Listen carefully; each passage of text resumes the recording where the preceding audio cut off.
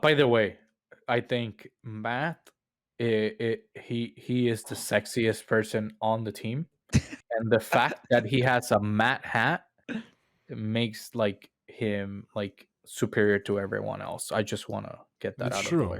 true. He did bring it too. I saw the Te- pictures. Team Berserk's least popular player. That Such blame. sexiest. There you go. Pretty sure that's me. Wait. He hasn't gotten the memo that he's no longer Team Berserk. No, Planet. that's I mean, see, the least popular because I don't even get the memos. Like That's he'll it. figure it out. Fuck. Yeah. He'll figure it out. He's got a guitar. He's fine. Write my fucking number down. I'll keep you updated. Fucking idiots in this team. Jesus Christ. So, this is Team Berserk Talk number 35.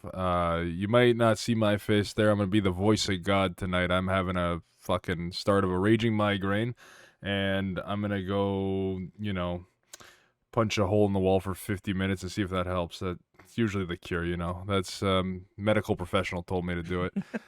He also sold me some great ketamine.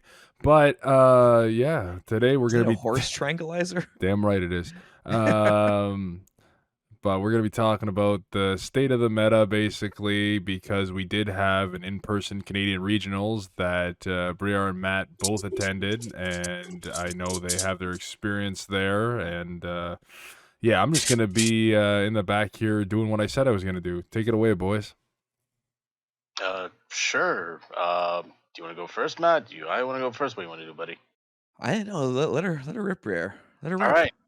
So the regional on Sunday was it 24 players, 26 players?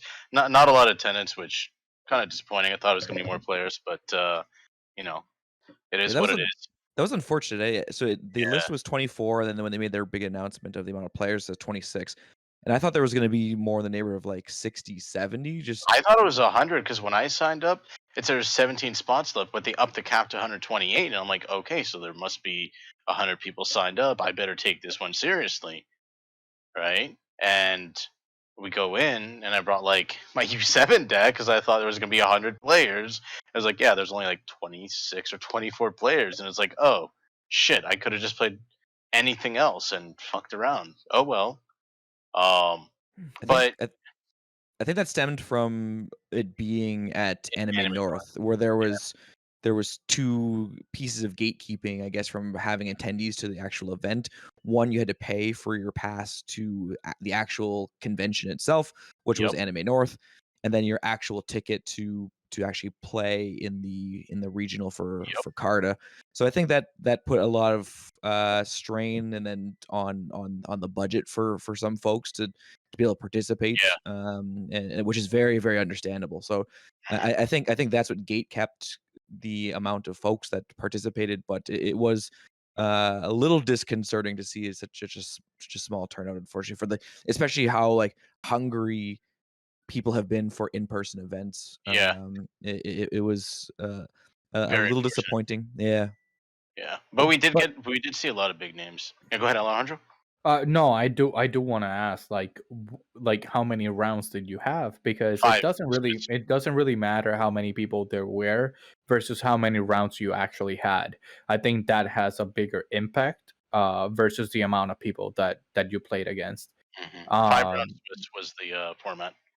5 rounds, that's like very respectable. Like, let's not scuff down or like diminish the actual Yeah. 5 achievement rounds is that actually you guys put in. Like, you guys Yeah. put in the work, you guys were training for this, and you guys got the numbers. And let's not try to diminish that because it was like a 26 person event. You still had 5 rounds. That was Yeah, we still had 5 rounds. reasons to lose. Yep. No, exactly. And we had a lot of good players. Like, basically, I think all the Crossworlds Canadian players were there. Espira was there, though Espira was playing like a jank deck because he already got his invite. Me and him were literally. It was really cool to meet him. By the way, he's a pretty cool guy, honestly. But me and him were like sitting down and talking. And he's like, I already got my invite. I'm like, yeah, I got my invite too. He's like, yeah, I'm just gonna play troll shit. I'm like, yeah, that's a fair point, but I'm really hungry for prizing, so I'm chasing that. He's like, yeah, fair enough. But like, so yeah, like there was Jordan Beard, there was Zahir, there was Shad.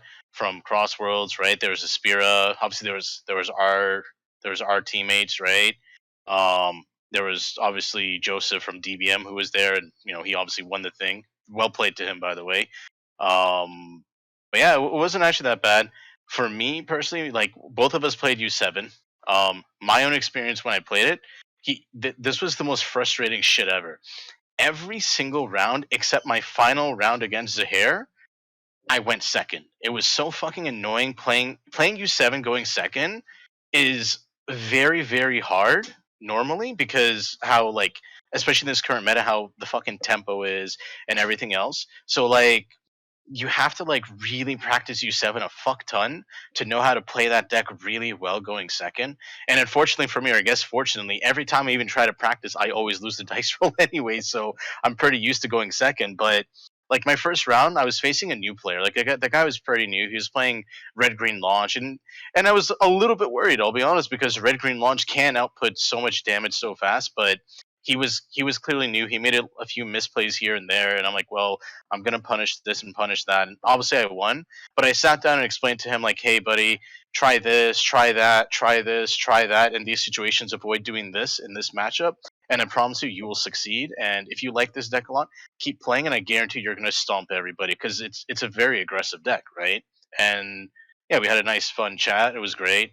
My second round, I faced a mono yellow trunks Jita. I was facing Fissel's younger brother, and he's a good kid.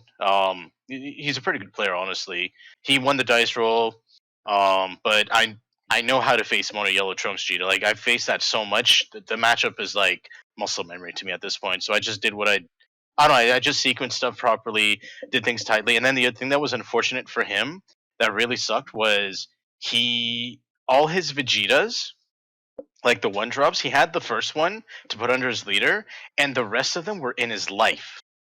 So he made an early error where once he realized that during his life he should have just done the leader's activate battle ASAP to have it in his grave, and he didn't do that till like super late in the game, and I capitalized on that. So like that would be a big tidbit there for him. Is like, hey, if it's there, just do the activates. You're not like tying your hands anymore. But so I did that, and then what was my third round? Hold on.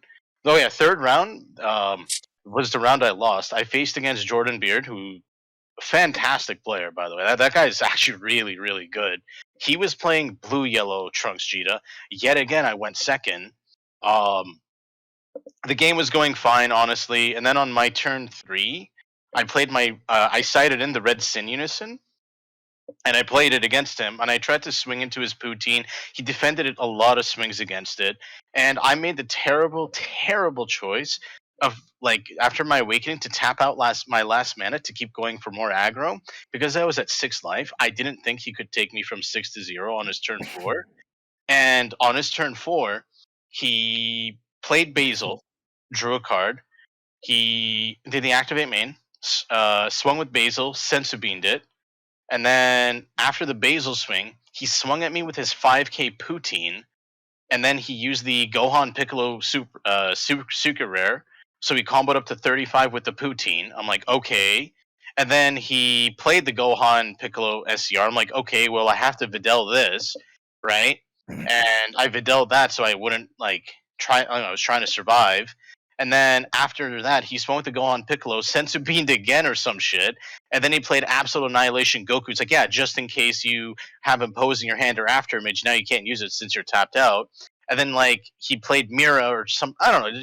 He basically took me from 6 to 0. He used like 2 beans and a bunch of other stuff, and I'm sitting here like, man, if I just didn't tap out aggressively and held that mana for V Rays, I definitely would have been able to survive that turn. I would have had a very, very good chance of being able to turn around and get him on the crackback. Like very high chance. I feel. But the guy is a fantastic pilot, very, very good player. Like nothing but kudos to him. And we both like talked it out, and he was like, honestly, like he's like, if he didn't go first, he probably would have lost that. And we're like, okay, the dice roll's dice roll. It's best of one. What are you gonna do? But he honestly played it super tight, and yeah, nothing but respect for him. Very, very solid player. And then my fourth round, what the hell did I face? I'm blanking here. I know I faced 3 Trunks Cheetahs that day. I know the final round was Trunks Cheetah. Oh right. The 4th round I was facing I forgot his name, but he was playing a reboot Cell, but he wasn't doing your standard list. He was actually doing a very aggressive hand control build. What he was mainboarding was the Bardock Unison instead of the Vegito Unison.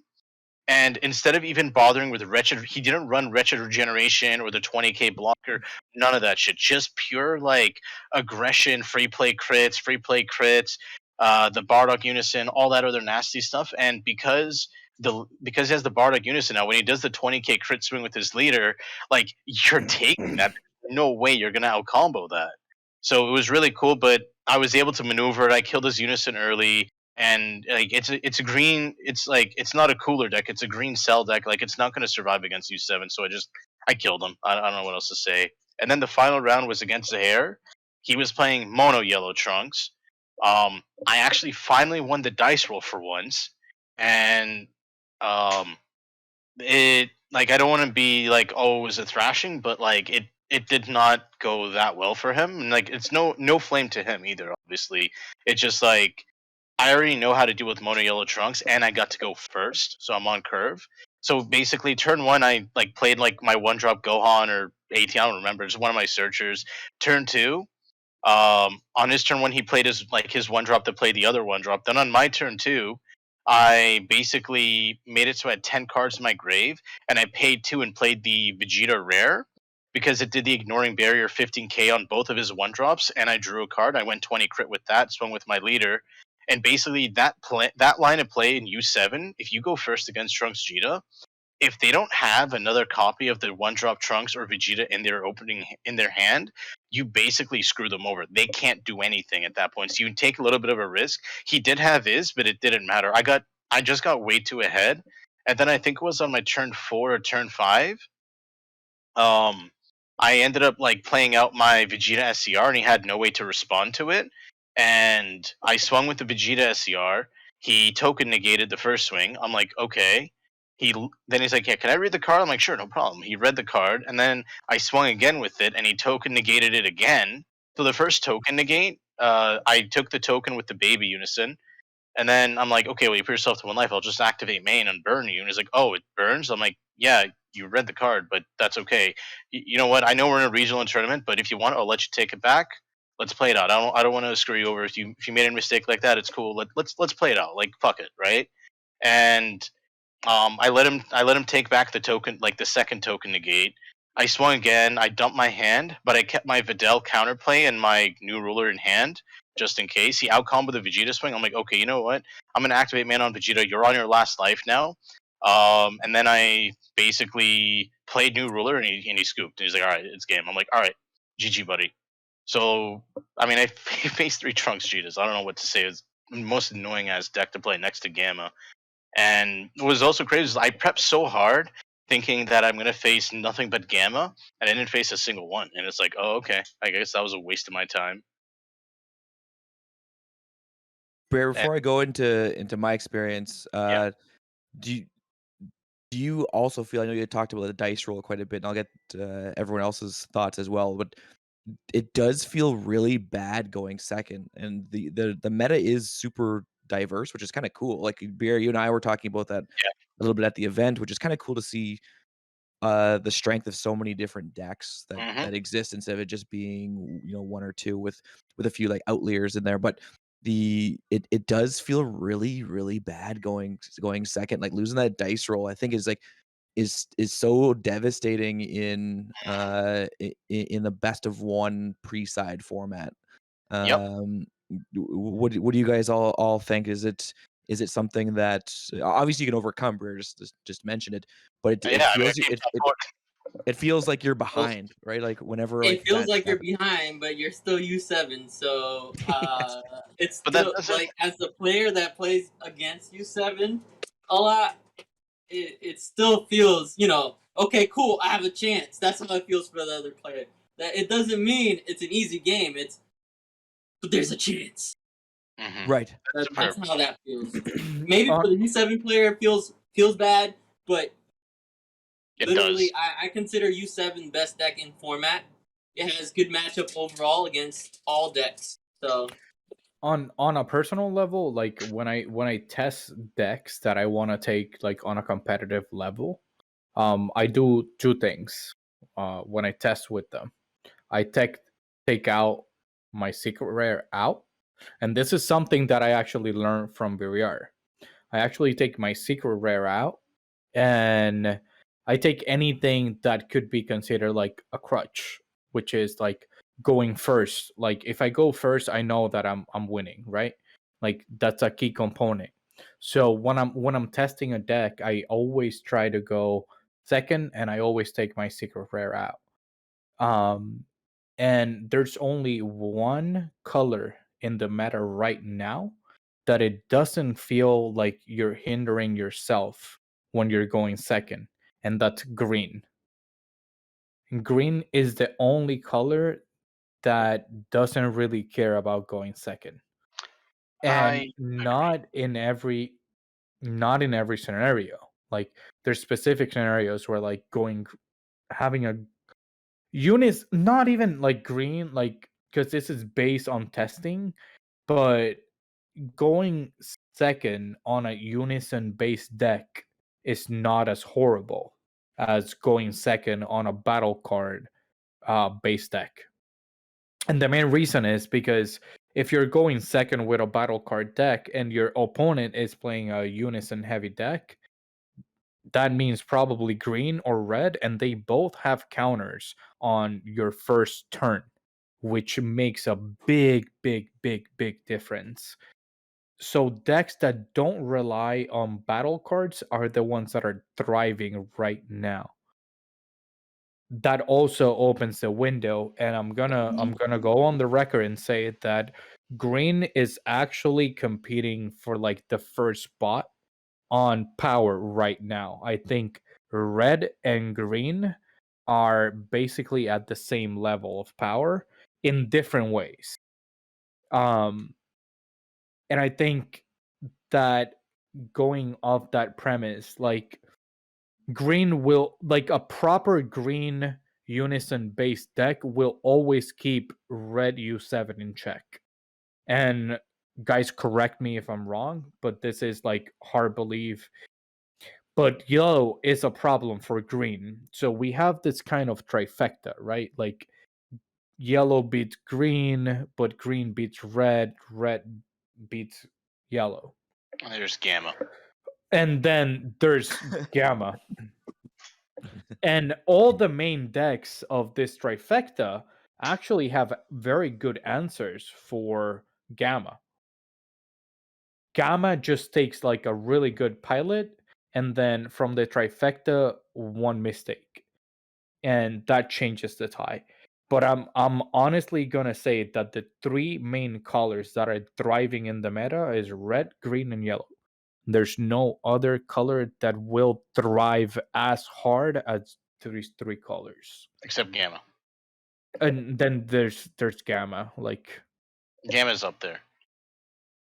but gamma has too many variables. Like I don't think gamma has can like every other color, red, green, and yellow can be picked up by any new player that actually takes the time to understand the mechanics of the deck and pilot that deck to at least a top 16 on those three colors. Mhm. And there's no debating that. Gamma, on the other hand, takes a really good pilot. Like you can't miss a single step in gamma because then you will not succeed with gamma. That's why gamma I put it like in its own category because it's not one of those very helpmate based decks. Like you need to have a very clear understanding of the meta, what the opponent is trying to do, and what your line of play is going to be. And I think gamma is a very hard deck to play. It's not a very like entry level deck. forgiving though. Super forgiving. It lets you. The thing about Gamma. So here's the thing, right? With respects to Gamma, is like, for example, Jorad's brother. He came third playing Gamma, right? the guy's probably touched the card game maybe once in this whole month. The night before the regional, we helped the night before registration, right? We registered his deck and everything. I literally spent 15 minutes with him on the phone, discussing with him like lines of play for Gamma, and like the he was super attentive. So kudos to him because he was super attentive. But like this guy literally played the deck maybe once this whole month, and he was able to come third. I was watching him play the deck, and he was missing triggers. He was misplaying left and right, errors here, errors there, and he still was able to pull out a top 3 finish in a regional in 5 rounds. He only dropped one game. Like that's crazy when you think about it. Like what the hell? Like the deck is extremely forgiving. Like the fact that somebody who hasn't touched the game for over a month is able to, like, mind you, he did sit down with me and we discussed like watch out for this, watch out for that, mechanics for this. So I did like give him some good info, and he took in that info, and he's a very good player in general, but he has not played in a month plus, and he's touched the deck maybe like twice. And the fact that he's able to come third in a regional playing a deck like that just demonstrates how forgiving that deck is. Like I call it an idiot proof deck because like once you understand the foundations of the game and understand the mechanics of your deck, just like you were saying, that fucking deck, you can make the stupidest fucking mistakes and it doesn't matter because at the end of the day, you'll be like, yeah, I have 3 mana to work with on my opponent's turn. It's fine. But it's just that 3 mana you get. That's where the I think that's where the actual skill comes in for that deck is knowing how to use that 3 mana properly on your opponent's turn because there are variables and there are certain lines of play you should do and lines of play you shouldn't do. So that is like I feel the tricky part of Gamma is knowing what to use properly in your opponent's turn, but it also at the same time it's so simplistic and so forgiving. Like its 4 drop, its cell is way better than Ultra Mastery. Like you hard board wipe your opponent, you swing and you make your opponent go -1 in hand if they try to counter, and it's still the deflect double strike. Yeah, it's technically weaker than Ultra Mastery, but like you can play it from an area that your opponent really can't interact with. Nobody like it's very rare for your opponent to really be able to interact with your energy to the point where you can't play your cells. Like that's a really big thing that is really ignored. Like it's a whole area you can't touch, and you just do this turn 4, 5, 6, 7. You can literally play cell 4 turns in a row and pressure your opponent for potentially like each time it's like 4 damage pressure the turn it's played. And the end of the day, you can risk tapping out because you get that 3 mana to work with. Where like if you play Ultra Mastery in U7, you're only playing that if you really need to clear the board or you're going for game. That is the only times you're playing Ultra Mastery. Because if you tap out any other circumstance, you're gonna lose. Right? So there's so much room for error in that deck, and that's like a big thing. But also with regards to the whole thing you're saying about going second, I 100% agree with you. Green unison based decks are because Demigra unison exists specifically. If Demigra didn't exist, it wouldn't matter. But also, um, as you're aware, I have made 2 different lists that thrive off of going second. One of them being my turn 2 kill A21, which yet again uses Demigra Unison, even though it's a blue deck, right? And then there was that GT list of mine. You know the one. I'm not gonna share the list out yet, but you know the one I'm talking about, where it thrives off of going second, where I can literally on my turn 3 push for like 9+ damage turn 3 going second, And right? Like then to add to that, like the golden Frieza list that we've your been golden Frieza list, yep. playing with, like it fucking thrives on going But second. that also uses Demigra Unison, right? That also uses Demigra Unison. But it doesn't necessarily mean that it has to be Yeah, played by Demigra Unison because it has other ways to go around it. yeah. But Um, there's a couple of decks out there that if you actually like think about it, they actually thrive on going second just because of the way interactions work. yep. No, exactly. That's a very good point. Another thing too, though, is like kudos to Joseph. So a little funny thing between the rounds, we were like shooting the shit, and he was like to me, "Man, I hope I face U7. It's the easiest matchup possible for Cooler." And I'm sitting like, "What? What are you talking about? I've never lost to Cooler playing U7. What the fuck are you talking about?" He's like, "What the fuck are you talking about? Are you high?" I'm like, "No."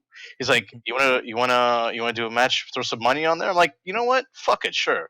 He's like, "How's $20?" I'm like, "Sure, fuck it, I'll bet $20. Why not?" He's like, "All right, we match up against each other. We'll put $20 on the line too." I'm like, "Sure." And if we don't, we'll after the regional we'll face off. He's like, "All right, let's do it." So we never faced off against each other. So after the regional, we played against each other. We did a best 2 out of 3. This guy's sequencing on Cooler is next level, and I will fully admit this guy proved me wrong. He kicked the shit out of me, and I lost $20 too. So like, I'm not gonna lie, he fucked me up, bro. But like, he is the only Cooler I've properly lost to playing U7. So like, I have nothing but respect for that guy, because he just, the lines of play that he did, the sequencing that he did, every other Cooler I face doesn't do it. Like, and it's so simple.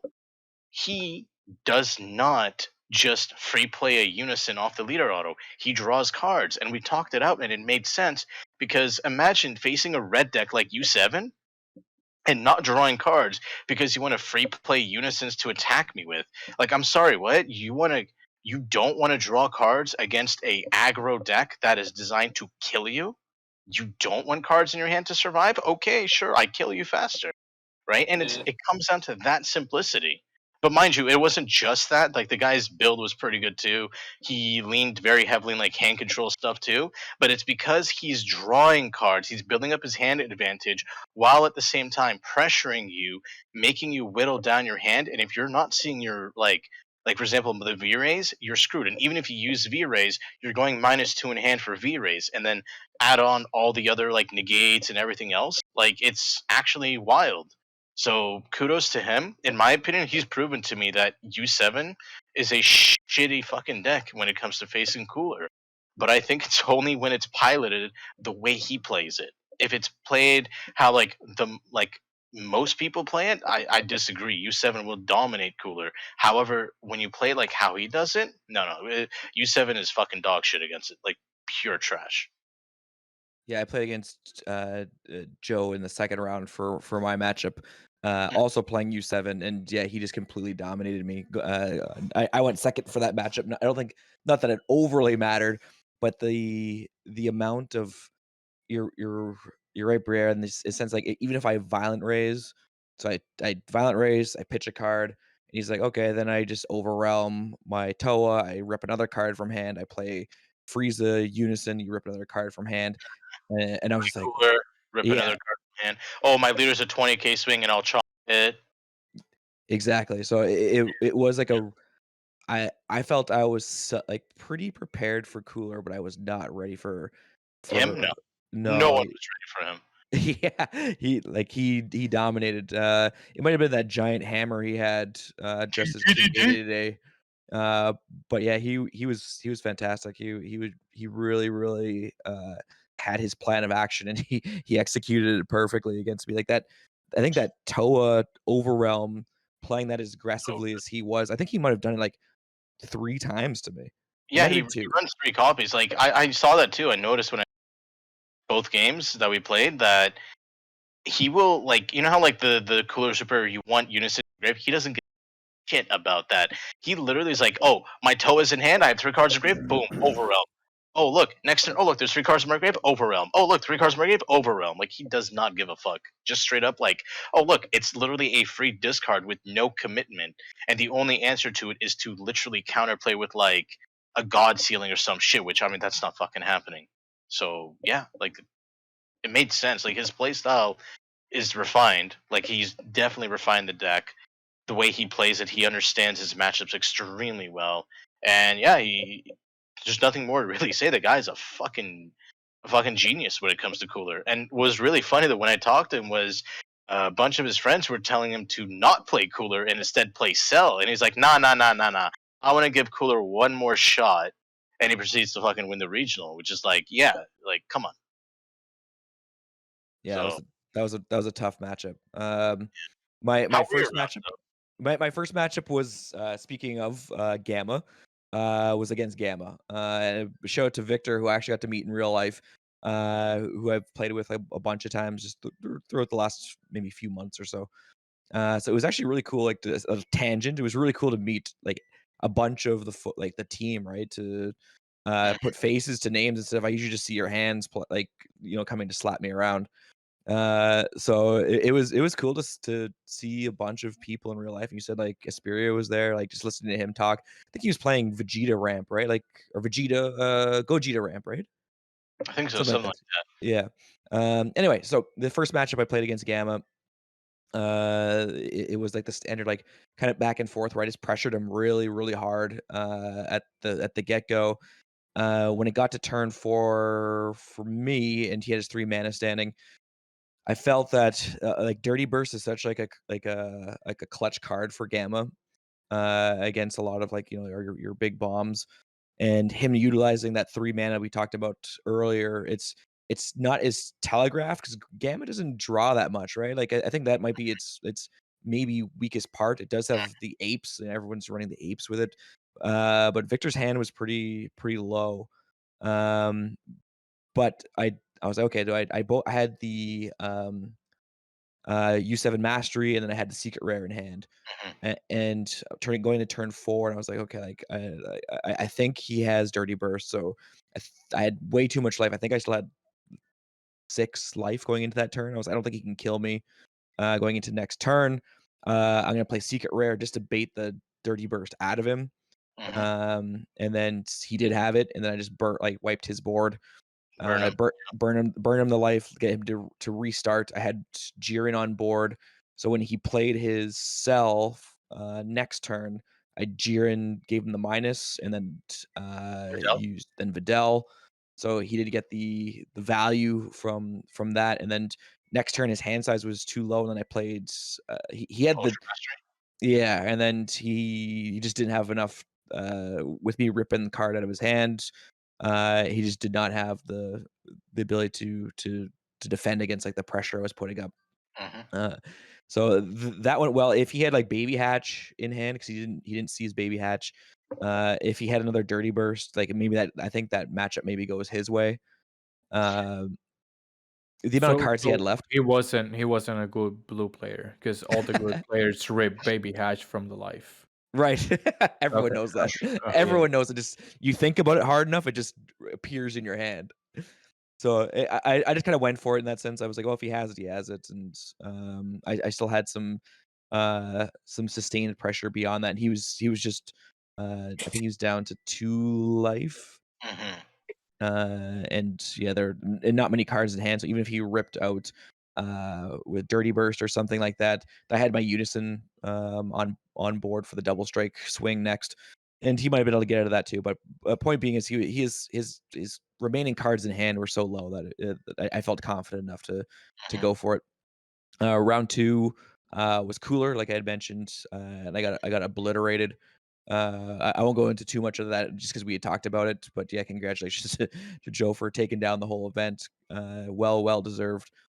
Round 3 was a U7 mirror match, with me going first. So that kind of like just a little bit spoke for itself. Red versus red is like who can swing more. And uh, it actually I think I know I shouldn't have, like, had it in, but I had Wolfang Fist in my deck, and Brer, I don't think you have Wolfang, eh? Like, I Useless yeah. card. No, it caved through, like, he That's good. swung at me with, his, 17? his 17, and then I did the Wolfang, or I'd actually his first swing came from leader, I V-raised, so then he had to swing with, like, little baby boys for the remainder, swung with 17, Very Wolfang Fist, yeah, and then he played, uh, the Golden Frieza. I used Jiren to give it the minus, so he was at 9, and I think as soon as he was like, "If you have Secret Rare in hand, you win," and I was like, "Yeah, I do," without even having to pull it from drop. Uh, he was a good cat. He was, it was a good matchup, but going first was definitely the key to victory on that one. Fourth round, I went against God Trunks, going second, and funny enough, I talked to Briere about this after like that match, and that you talked about overextending and tapping out. That was exactly what happened to me. Where there's a conjunction point that exists where I'm like, okay, like, do I tap out and kind of go for it, or do I play it more conservative and then V raise him next turn? And I got a little too overzealous and I tapped out, and he ended up playing The uh, A drop Gogeta. the H-Job Gogeta with a triple attack, Hmm. and was able to. And plus, he had more swings coming even after that, Hmm. and had enough to take me out. Uh, and plus, he was just a great player overall. He came in 5th, I believe, Hmm.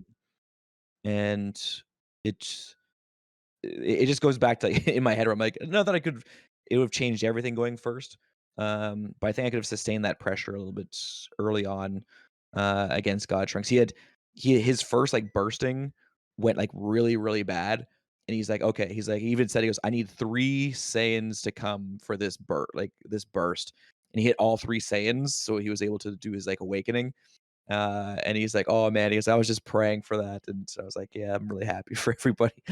Uh, but it was a really good matchup. It was really really good. He said when we were comparing notes back and forth at the end, and he said that he did have the 2 blocker negates. He had 2 of them in hand. Hmm. So I think no matter what, I think he was going to be fine no matter what choice I had made. So he was just a really really good player. He had played that really really well, and I think like all the he curved really really well into that matchup as well. How much life was he at? I think he was at 4. Okay, so I'm trying to think about it like the way you're describing. Like, obviously, I made the same mistake. Like, my one loss was because I overextended, right? So generally, you see blood, you're like, ah, let's fucking go for it, right? I got hot and But horny. Who am I kidding? right, but realistically, like if you're able to keep a cool head, the answer to always that question is, do I play it safe? The answer is always yes, play it safe. It's always play it safe because you're playing a color that just gets stronger.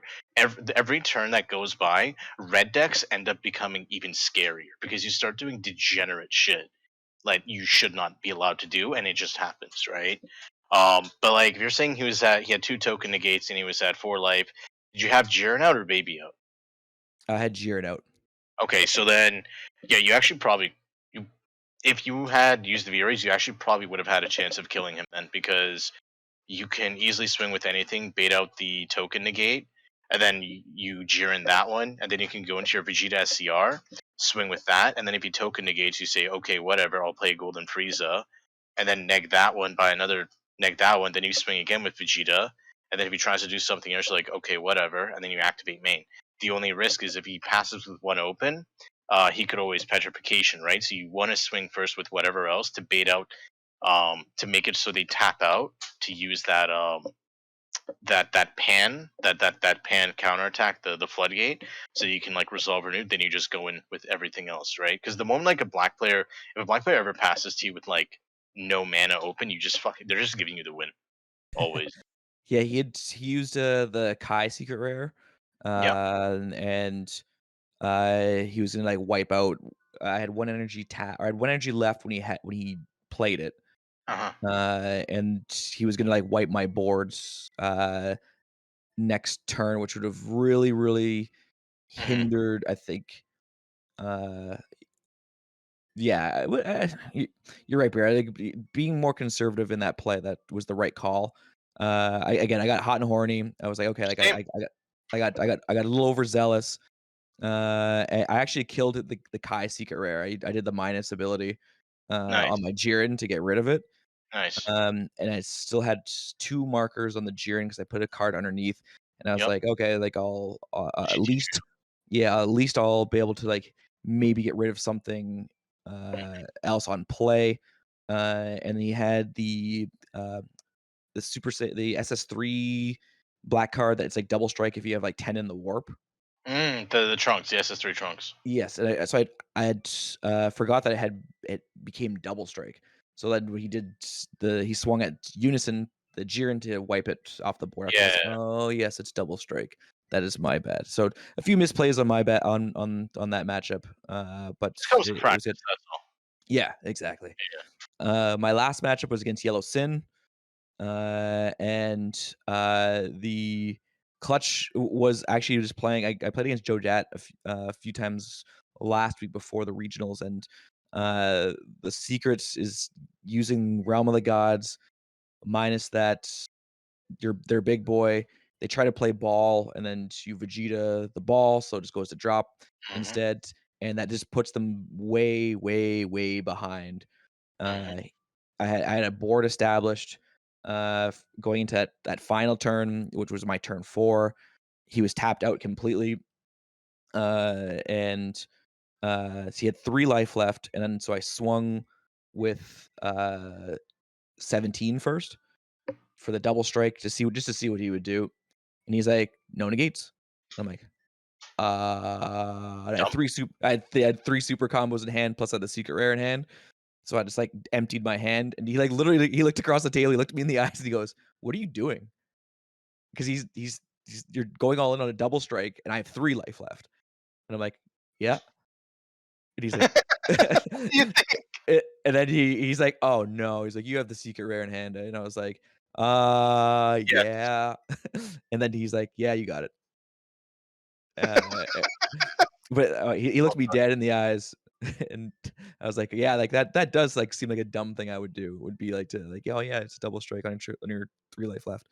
But like all my opponents were like super cool. Everyone like it was really cool to like run it back with everybody at towards Everyone was cool.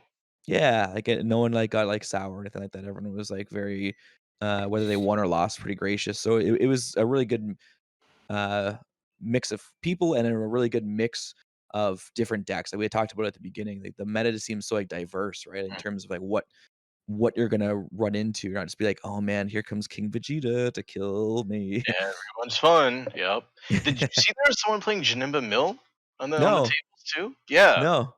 Yeah. Someone was playing Janemba Mill, and it's like, really? That's pretty brave, dude. No, Never but really- that's actually an amazing segue into like what are your thoughts, like everyone, and if we can go around the table, like what are your thoughts on what the state of the meta is, and what do you think is the most prevalent color out of all of the colors? I mean, I can go first, I guess. Realistically, every color but black is prevalent in all seriousness, right? Like, you look at red, you obviously have your U7 and your G, but then you also do have your Bulma. Like, yeah, it takes certain type of players to play Bulma because that is a deck that you like. It's not the most complex deck, but it is a deck where you have to play it quite a bit to understand the lines of play properly. So like Bulma as well as a monster of a deck. It's not ever going to be a popular deck. But then the other like red deck that is sleeper is Cooler Mill as well, which is a red blue deck. But like that also is a deck that's poised like it can hit just about everything in the meta that isn't green cooler. But even then, like you still have access to beans, so you can survive quite a bit, right? You look at green, you have your cooler, you have your reboot cell, of course.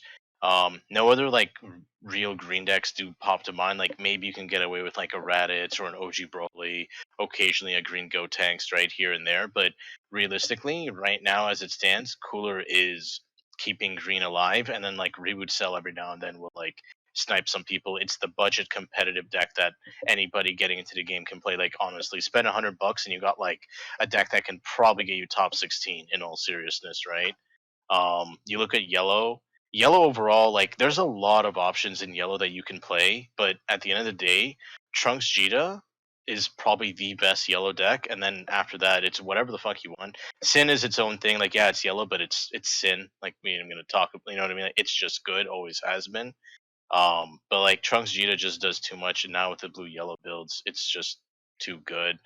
And then like you look at blue, Gamma is Gamma. Like I already said the deck's idiot proof and is super forgiving.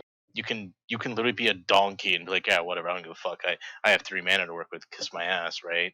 But the thing too about blue that people sleep on is Crimson Goku is still a thing. If you're not ready for it, you can get your shit kicked in.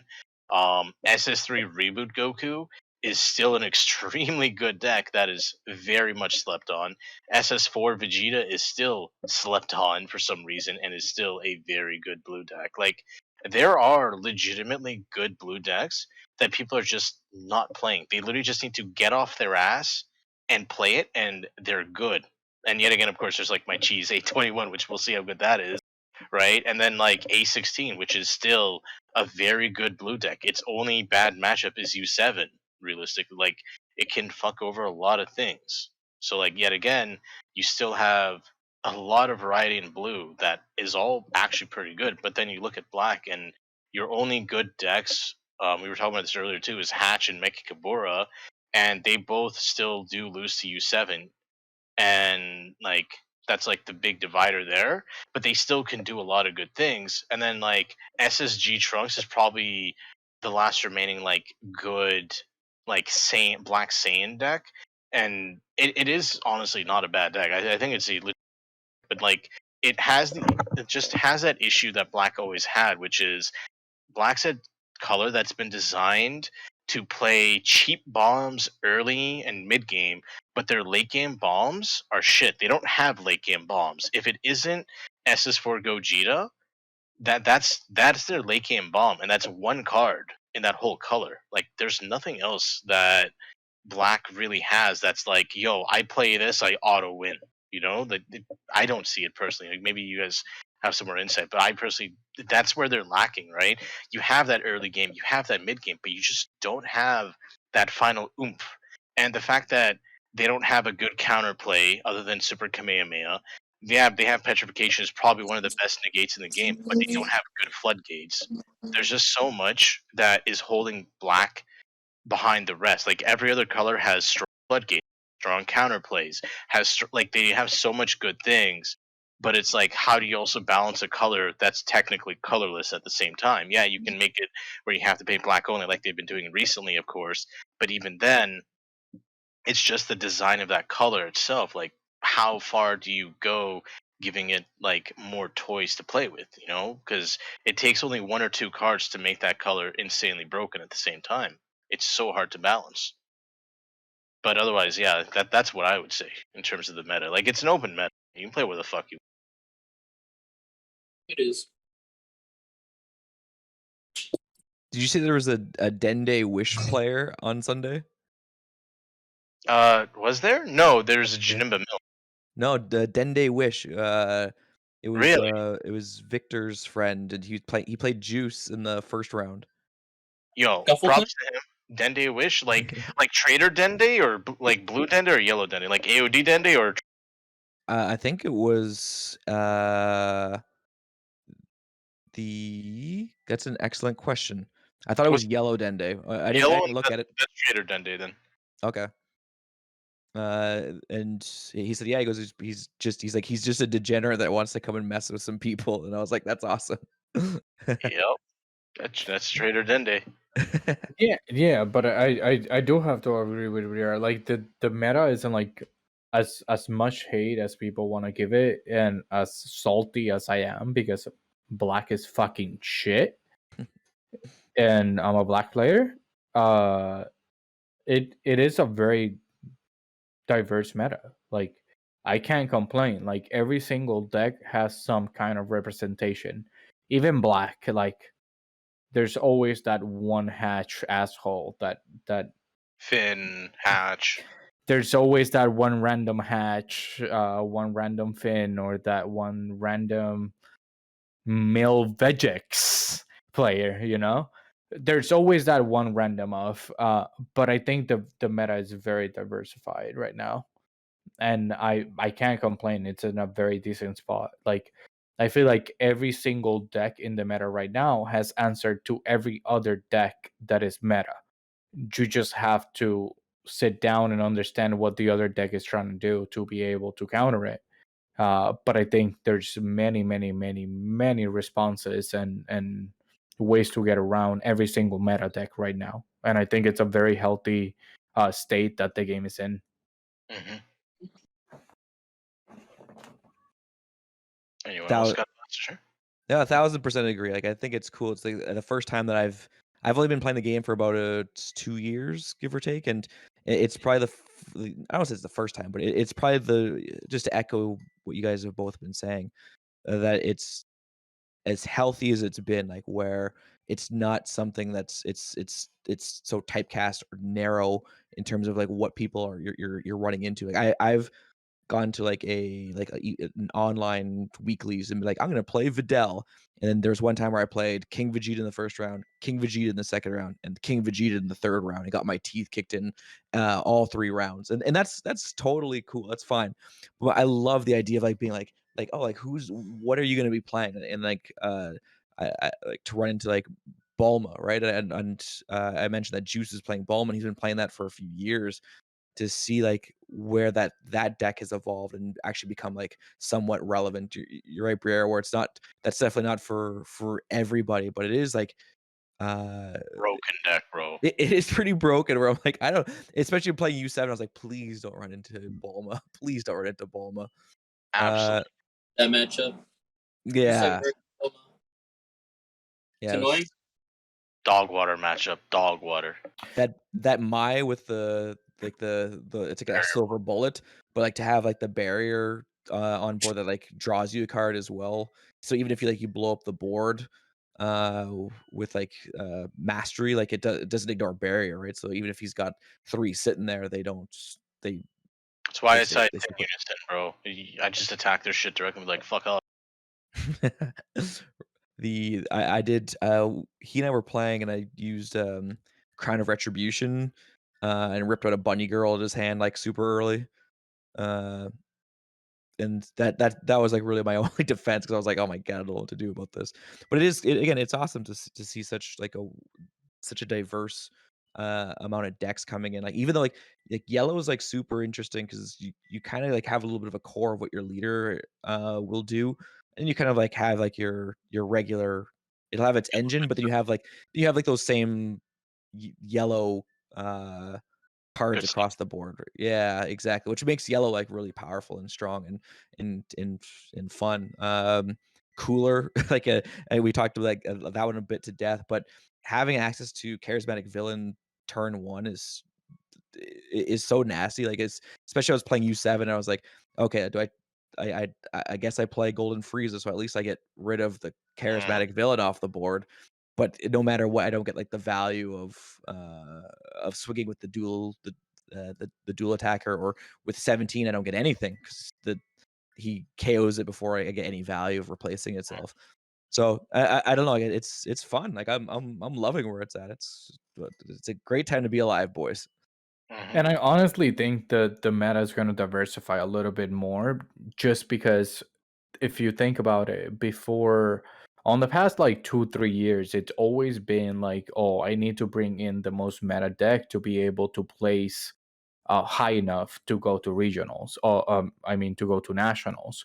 But now that Bandai and TCG Plus is out, and every month, every single shop around the world that has the Bandai plus TCG app once a month can run a tournament that will gain you entry to nationals if you get first, which is something that I think is very interesting in a way that I think it will diversify the meta even more.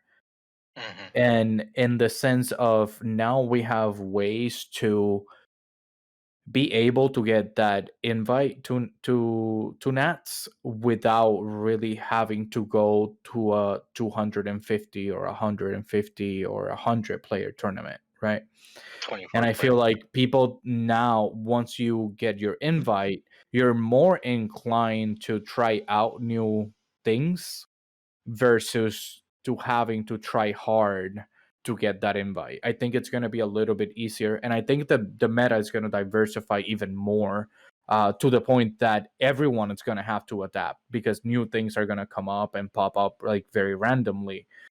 I'm pretty sure there's going to be tons of YouTubers that are going to be like locals first place for Nat's invite. Like that's going to be the new thing. That's going to be the new wave. Then people are actually going to pay attention to that. And I think that's going to be really important. to understand like how regions react to metas and like how metas develop in specific regions and how that's going to play out on a bigger scale. It's a I good mean, for point. me, I've been playing for like 4 years now. That's terrible to say. Since set 4. And we've seen some one deck is the only deck you can play, but you're playing it like different colors. Like that was with Goku.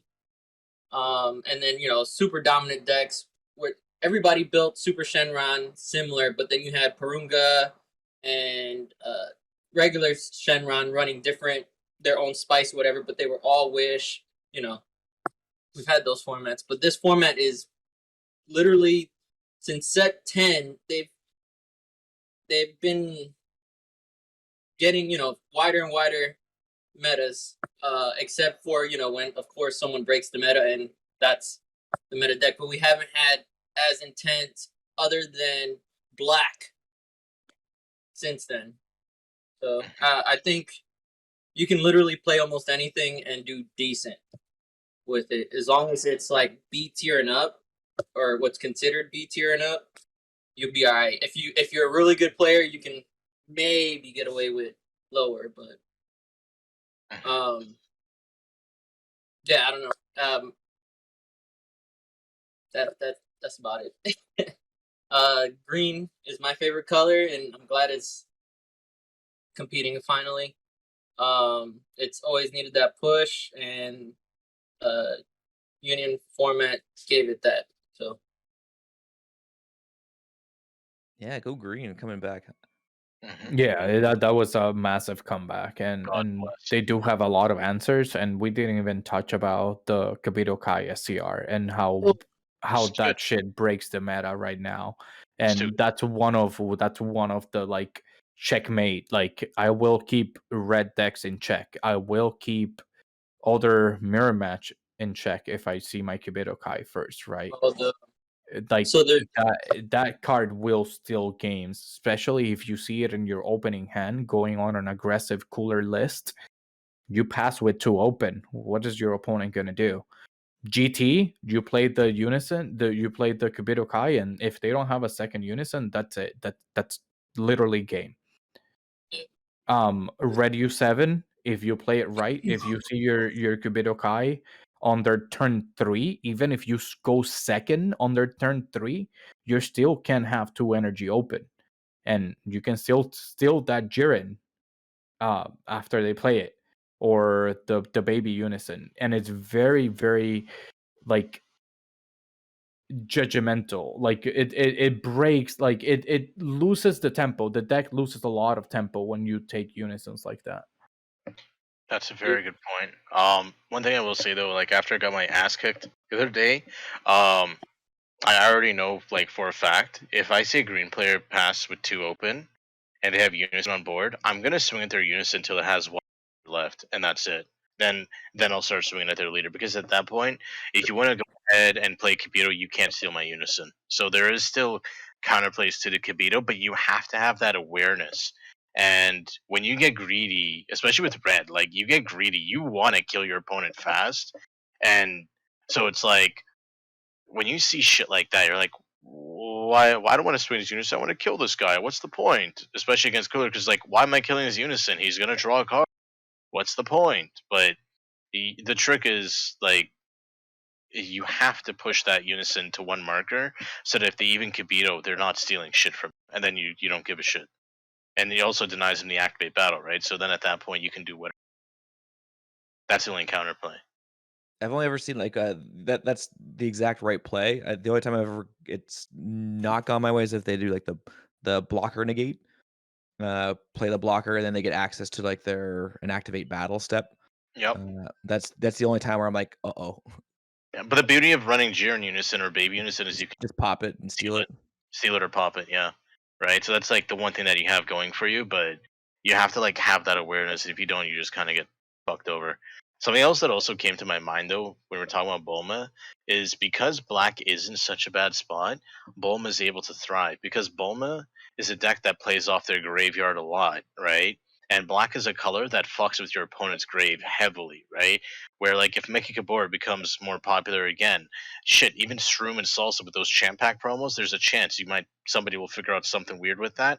When you have a deck that can fuck with your opponent's grave, Bulma ends up being weaker and weaker rather than stronger, but that only happens if black becomes stronger. So like it's kind of like an ebb and flow where like depending on what colors are good, other certain like older rogue type decks end up being like better or worse, right? Like I think we were talking earlier today too, like Golden Frieza, right? Like generally speaking, Golden Frieza, almost every color right now has an answer to you playing your one drops. Like, oh, you play your one drop, okay, I'm gonna kill it so you don't get your activate main. But depending on certain metas, Golden Frieza is like one of the most cracked out decks because people aren't running those answers as much, right? So it's Wink, really wink. nudge nudge, I'm not right? gonna say I mean- much. We're not gonna say much more. the Cut it there. thing is, Yeah. Shut it down, drop, boys. drop removal is actually really good against a lot of meta decks currently. Yeah. And that's why I keep saying like Gamma for the Unison, freaking U7, you already know why. Yep. Stell, you get rid of his pieces, he can't go up the chain. So Meki's actually one of the hardest matches I've ever. Meki and Dark Broly. Dark Broly, it's actually like a deck that at any moment can creep up. If the meta stabilizes to somewhere that if you need your drop that heavily, I think Dark Broly could be a problem at some point. I think Dark Broly is like 1 or 2 cards away to being where it was back then. I think they have kept it in check with a couple of the erratas and the hits that they have done to black. But honestly, Dark Broly is 1 set away from coming back and wreaking havoc. See what Zenkai does. That's what I'm saying. Yeah. Let's hope not.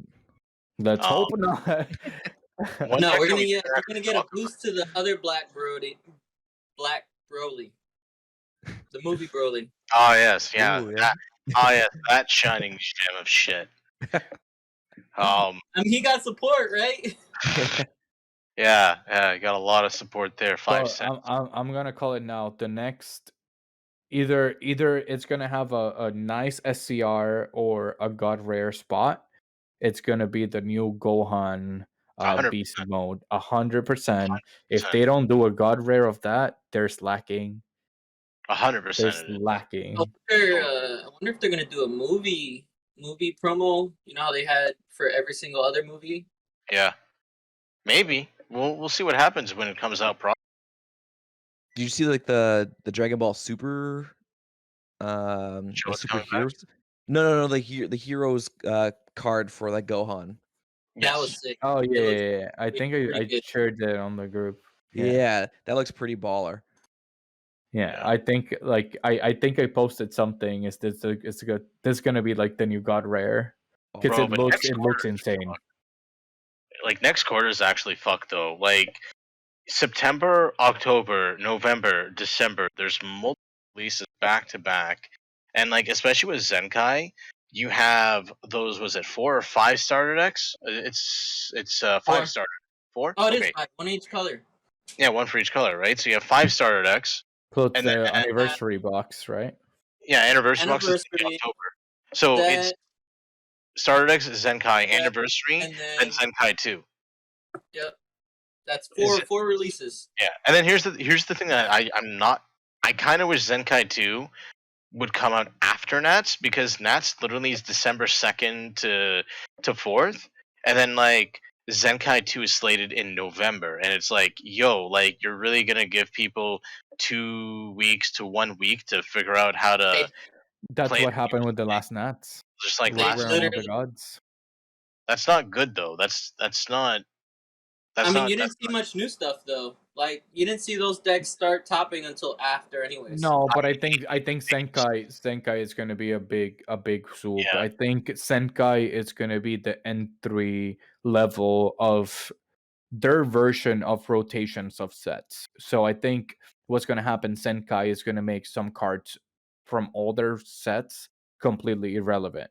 Mhm. And that's the way they're going to keep some kind of rotation, because it needs to happen. Like, there's cards from set ones that are staple to this day, and we're like, what, 15, 17 sets in? Mhm. Like, that's borderline unheard of on any card game, right? Except Yu-Gi-Oh.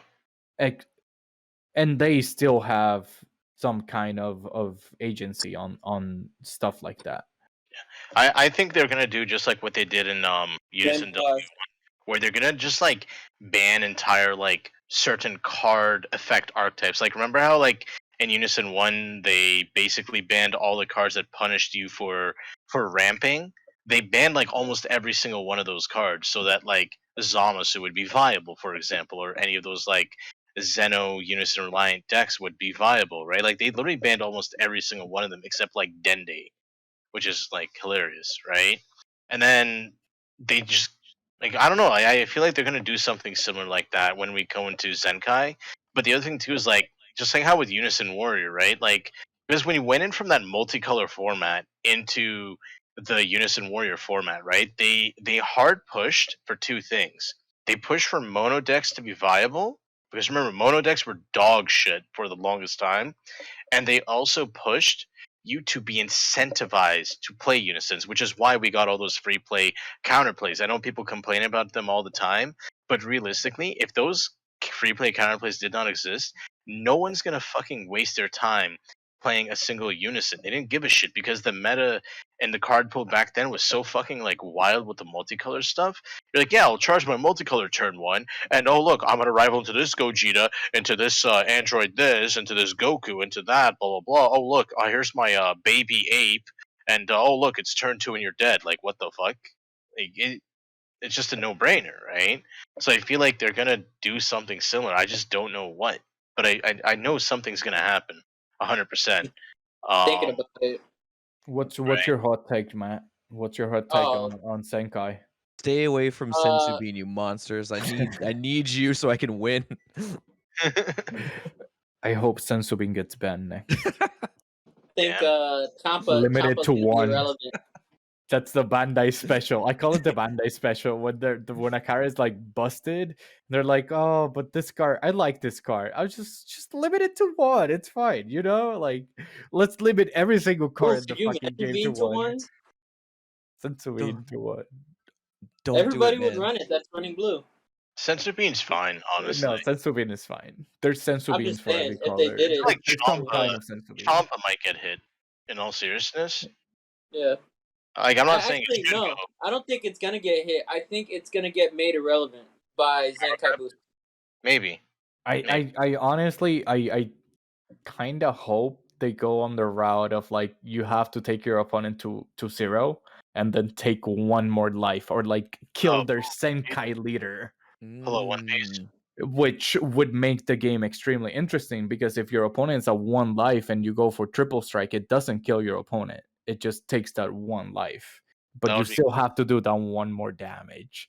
I I feel think like that this would be guy. like a mechanical like That like a 180 flip. Yeah, That would be Goku really interesting. like Goku comes back from the dead and you flip over and he has a halo and so he has like one extra life or something like wacky like You that. have to hit it Yeah. one more time, even I at mean, they do zero that in all life. their other games. Yeah, Yes. like I could see like Kaioken Goku being like busted. Sure, I'm at fucking what 6 life. Take all my life. I'll keep swinging. Oh I man. see why it could get out of hand. But it would be something interesting. Mhm. Before we wrap up, guys, when do you think reveals start? Month and a half. No, it's gonna be this weekend. With San Diego, because they're gonna be there. Oh, I actually have someone that is actually going to San Diego Comic Con, so I will have pictures and stuff. So Beautiful. Yeah, it's gonna be this weekend. We're gonna see our first Senkai stuff. So be that ready. is true. That is true. By the way, before we wrap up too, I gotta show you guys the haul I got from Anime. Oh yeah, show us the goods. All right, check this shit out. Second form Frieza. Oh, wicked. I saw this awesome Videl, and it was in a case, and I was with Taquito and Juice, Yeah. and I was like, how much is this Videl? And it looks very similar to like the that winter Videl art, Yeah. where she's in the braids and like tugging at the white shirt. Yeah. And I was like, at $50, that's all mine. Like 52 to 1500. I was like, that's me. He's like, that's $300. And I was like, I think I'm just gonna go lay down if you need me. I got the Frieza for 35. That's awesome. Yeah, But let's be honest, it is not Final Form Frieza at I know. 100% power, so it's not Church of Frank. True. You are automatically kicked from the team. Please okay. present your resignation. It's okay. I have 2 Nats invites. I'll survive. I got this Yamcha for 20. And What? then That's really good. I got this Bardock. Bardock it's is sick. sexy. This one I got it for 60. So this one I actually did some shopping. A few stores was selling it for 100. Another store, and this one stand was selling it for like $60. I'm like, yo, give me that shit real quick. Like, it was Especially fire. because it was Sunday. Some little pop-ups were willing to make a few They're deals. trying to, yeah. They're trying to make deals. I also quick got some really flips. cool prints too. I got like Itachi. That's non-DBS relevant. I know it's non-DBS, What I the know. Be right. Anime convention, bro. Oh, he's jacket into the Matrix. Okay. Ainz Logo. All right. So Zoro. Josh, Zoro. okay, respect. And Spike. You can't handle Spike. You can't That's handle pretty Spike. sick. Okay. Yeah, man. Can't be mad.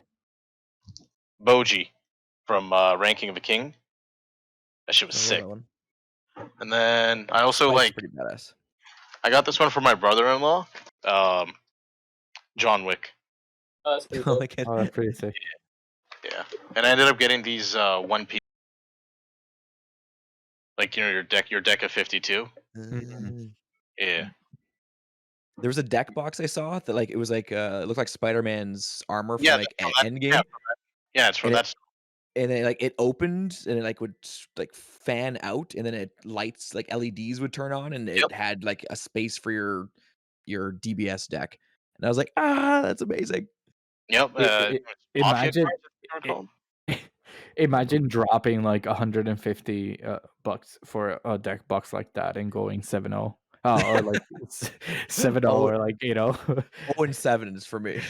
Just be like, yeah. Be like, I deck wanna box thank that homie at the anime convention for giving me the power of the Avengers. I took down all my opponents just because of my deck box. The bigger my D, the better the resorts. The bigger my D. Yeah. Holy It was a really cool event though, Anime North. If anybody ever like any Canadians who are not sure about going, I will say this: go. It's really fun. And the One Piece game, fire. Yeah. Oh boy. Just say, just like a little plug. You know? I mean, it's Team Berserk. You know. Yeah. Get out of here. All right. Yeah. All right. Let's fucking wrap it up, boys. Biria, you want to close it down? Rosas, are you listening from the dark? Are you listening from the great beyond? I think he went to sleep. I think he's actually like sleeping right now. Is he okay? Yeah. We're gonna wrap us up. His memory is gonna fucking. All right, I'll wrap us up. Thank you all for coming, lads. Thank you. Please make sure to check out TCG Metals, DBS Deck Planet, and of course Team Berserk, our YouTube channels, all that fun stuff. And also shout out to our sponsor, Game 3 / Blue Lotus. I don't know exactly what's going on there, TBD, but something like that. Also, of course, we have our weekly Game 3 tournaments on Wednesdays, and technically the Blue Lotus Sunday tournaments. I don't know, it's some weird shit there, but yeah. Keep on keeping, and straw hats are awesome in the summer. I'm gonna be honest. Keep on keeping, and straw hats are awesome in the summer. Cut it there. I think that's a cut. I think that's it. Great job, boys. That was That was clean. that went really well.